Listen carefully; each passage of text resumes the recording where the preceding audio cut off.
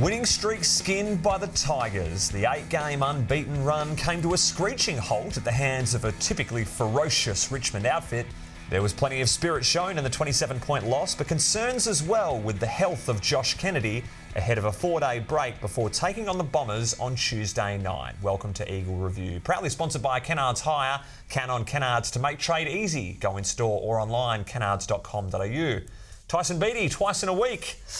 Some would say you're feeling quite privileged of the honour. If you say so, Stephen. Exactly. Now, we look at these two juggernauts of the AFL, and it really was always going to be a mouth-watering matchup. And the first half really dictated that much. It was high-intensity finals-like early.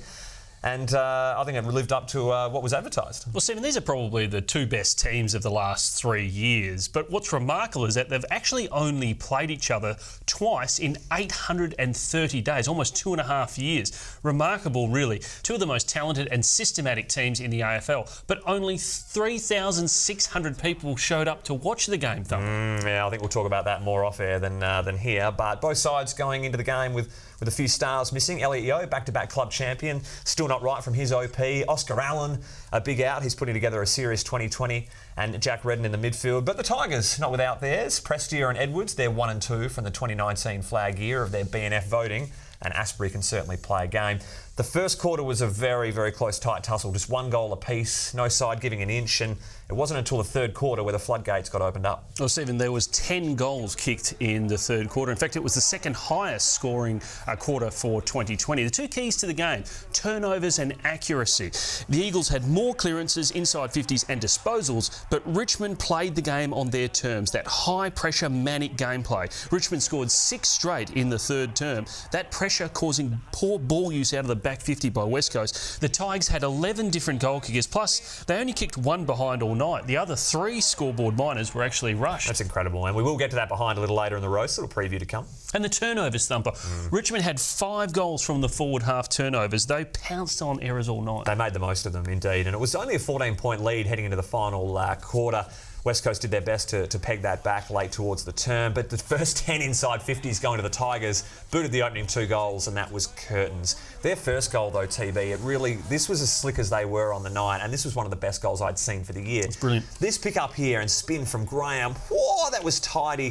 Liam Ryan looking to put him into next week with that bump, avoided that, gets it into Cochin's hands, and that beautiful little deliberate snap pass to Lynch, one of his 3 on the night. They took their opportunities. They looked slick, I thought.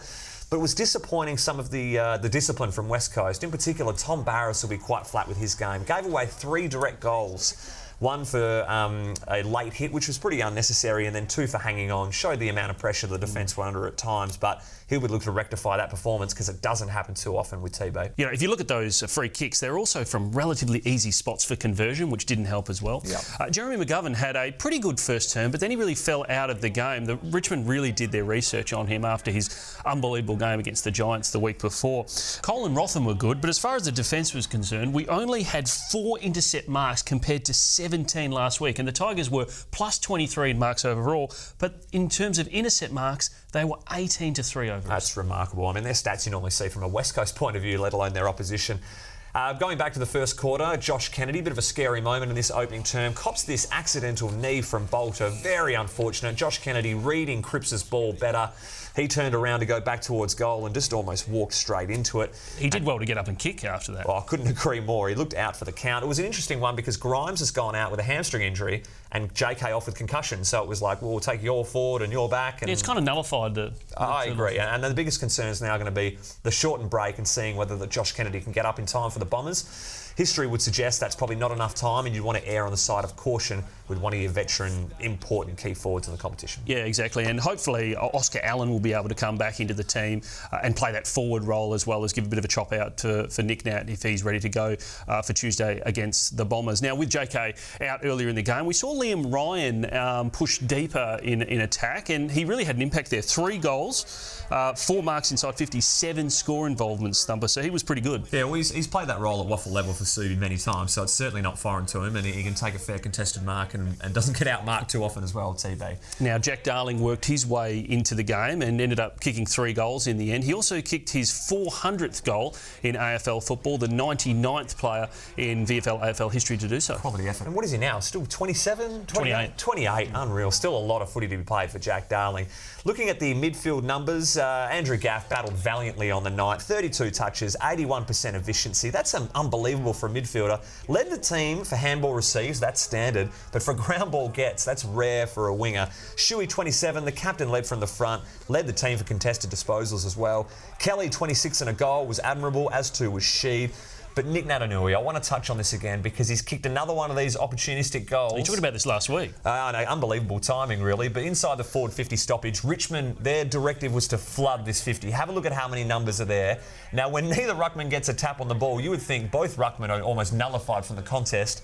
Not this man. Pick up, one step, snap goal, didn't get a touch on it, Richmond, and that was as good as it gets. Yeah, it was a great goal. It wasn't his best game, but Trent Cotchin was talking on SEN radio this morning about the fact that Nick Nat and then the 2 Richmond ruckmen were moving so much in the centre circle and they were changing the direction, which made it really difficult to read. So it was an interesting point. But on the other ruckman for West Coast, the debutant Bailey Williams, drafted in 2018, picked 35 overall, possibly the best ruckman of that 2018 draft. He's really athletic, he's 200 centimetres, he's quick, he can jump. He's going to be a steal, I think, in the years to come from where he got drafted. Yeah, good raw talent, and he's got good size. He's still getting wider, and looking forward to seeing more senior footy from him.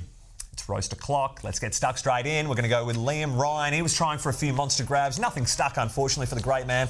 But Arts goes for Mark of the Millennium here. Does the old blind turn, tries to take the hanger as well. 2v1, please. You're not taking that. And Arts also flying in the back line now. Look at this one. He might have been unrealistic, but fortunately for him, he actually made contact with his teammate there. Awesome effort. Well, I like this one from Brad Shepherd. So easy drop chest mark, very uncharacteristic from Brad. But bolts back down, TB, and makes amends for his efforts. Great follow-up effort for sure. I know, but Jared Brander not doing him any favours a couple of moments later, and of all people to be closest to it, eh? Oh, yeah, Dusty Martin, unbelievable. This is an incredible check side goal, one of the greatest you've ever seen, you'd imagine. I agree. We're going to go to Jack Rewalt now, and speaking of incredible, this was not it. Going for the left foot snap at the top of the goal square. Yeah, considering how unblemished their goal-kicking record was last night, that was unfortunate for Jack. I agree. Now, Joshy Rotham now, this free kick was one of the worst of the night. In the back, this was cold. Have a look at Joshy Rotham. He's braced. The knee is down. The forearm is down. He's made a concerted effort not to put his weight into the back of his opponent. Now, the Bailey Williams one, I wanted to... Some might compare with that one. Exactly, but have a look at Bailey. He is completely horizontal. Horry, as I like to call it. So that is a free kick. Oh, exactly. He has nothing on the ground, and he's directly into it. I know all West Coast fans wanted that to be holding the ball, but Hooley did get his handball out. But that is what I'm happy to see paid, not against Joshua. It was a difficult game to umpire, or is that just a cop-out? Definite cop-out. A lot of people want Cripps to be given this holding the man decision in the top of the goal square. Probably but wasn't there. When you opt not to take possession of the ball, the umpires kind of noticed that. And where it was on the ground, it was a 50-50 one to pay, I think. Around the grounds, TB. Yeah, around the grounds. And we'll go to Essendon. Terrific comeback by the Bombers yesterday, and they threw everything at Hawthorn. Cale Hooker going forward. Often goes forward and does some damage, but had a bit of a problem here. Here's 1 and 2. Oh, the back-to-back roast, no good there.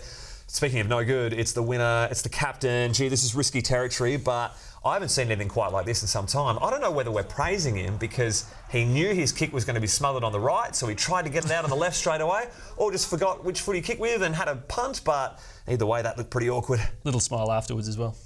Acceptance of the roast.